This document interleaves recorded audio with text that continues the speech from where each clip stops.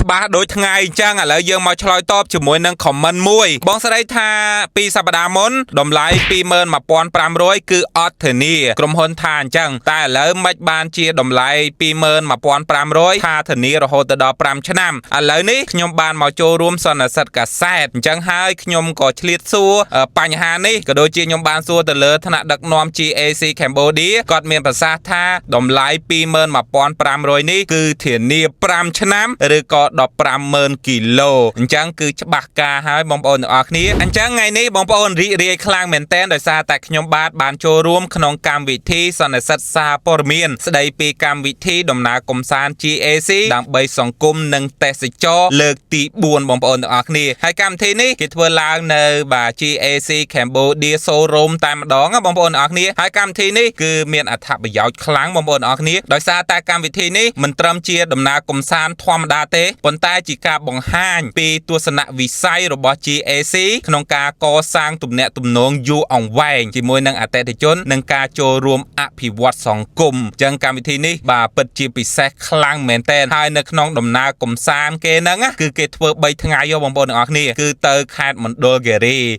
រីគឺជាខេត្តមួយដែលអែមខ្លាំងមែនទែនក្នុងរដូវនេះបងប្អូនគឺរដូវគេហៅថាស្លឹកឈើពោមាសបងប្អូនទាំងអស់គ្នាអញ្ចឹងបងប្អូនទៅដឹងតែសប្បាយរីករាយខ្លាំងតែម្ដងហើយគោលបំណងនៃដំណើរកំសាន្តនេះគឺមាន3ចំណុចធំបើតាមការលើកឡើងរបស់ថ្នាក់ដឹកនាំរបស់ GAC បងប្អូនគឺទី1គឺដើម្បីបង្កើនភាពស្និទ្ធស្នាលនិងទំនាក់ទំនងរវាងក្រុមហ៊ុន GAC និងអតិថិជនតាមរយៈបទពិសោធន៍ដំណើរកំសាន្តដែលផ្សារភ្ជាប់ជាមួយនឹងធម្មជាតិនៅខេត្តមណ្ឌលគិរីបញ្ជាក់បងប្អូននេះមិនមែនជាលើកទី1ទេគឺលើកទី4ហើយបងប្អូនទាំងអស់គ្នាហើយគោលបំណងទី2នោះគឺដើម្បីចូលរួមលើកស្ទួយនិងផ្សព្វផ្សាយវិស័យទេសចរក្នុងស្រុកជាពិសេសខេត្តមណ្ឌលគិរីនឹងតែម្ដងដែលមានទេសភាពដ៏ស្រស់ស្អាតហើយរដូវនេះផងគឺជារដូវដែលមានទេសភាពស្អាតលក្ខណៈថាបែប golden តែម្ដងបងប្អូនអរគ្នាអញ្ចឹងបងប្អូនបានចូលរួមប្រកាសជារីករាយនិងប្លែកអារម្មណ៍ហើយមានទេសភាពសម្បូរបែបជាពិសេសទេសភាពព្រៃភ្នំហើយនឹងដើមស្រល់បងប្អូនអរគ្នា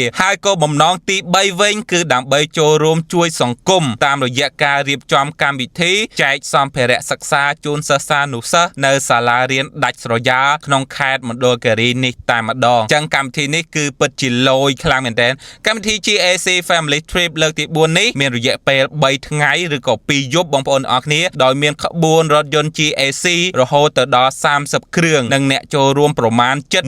150នាក់ឯណោះដែលធ្វើដំណើរចេញពីរាជធានីភ្នំពេញឆ្ពោះទៅខេត្តមណ្ឌលគិរីតែម្ដងអ្វីដែលកាន់តែពិសេសក្នុងដំណើរកំសាន្តនេះអ្នកចូលរួមទាំងអស់នឹងបានទស្សនារមណីយដ្ឋានធម្មជាតិសម្រាប់នៅរីសតនិងចូលរួមសកម្មភាពកំសាន្តជាច្រើនដើម្បីបង្កើនអនុស្សាវរីយ៍ដ៏ល្អៗនិងបរិយាកាសរីករាយជាមួយនឹងអតិថិជនព្រមជាមួយនឹងក្រុមហ៊ុនបងប្អូនអរគ្នាសូមបញ្ជាក់បងប្អូនបន្ថែមដែរបងប្អូននៅក្នុងកម្មវិធីនេះមានការចូលរួមឧបត្ថម្ភដោយដៃគូរបស់GAC Cambodia តែម្ដងដូចជាធនាគារឯកទេស KB